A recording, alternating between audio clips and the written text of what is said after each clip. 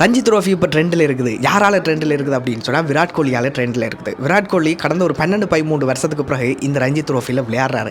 அவரை பார்க்குறது 12-13 வருஷத்துக்கு அப்புறம் அப்படின்னு சொன்னதும் அவரை பார்க்குறதுக்காக பல்லாயிரக்கணக்கான மக்கள் வந்து அந்த கிரவுண்டுக்கு போயிருந்தாங்க. மக்கள் நிற்கிறதுக்கு கூட இடமில்லை அப்படின்னு சொன்னால் பாருங்களேன்.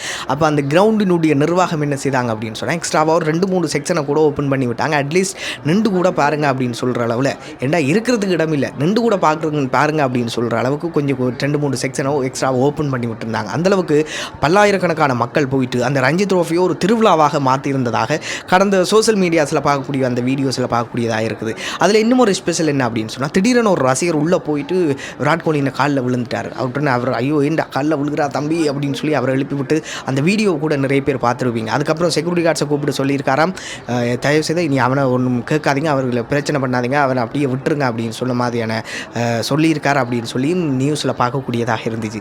அந்தளவுக்கு இப்போ ட்ரெண்டில் இருக்குது ரஞ்சி ட்ரோஃபி. எதனால் எப்படி அப்படின்னு சொன்னால் ஒரே ஒரு ஆள் தான் விராட் கோலியால்.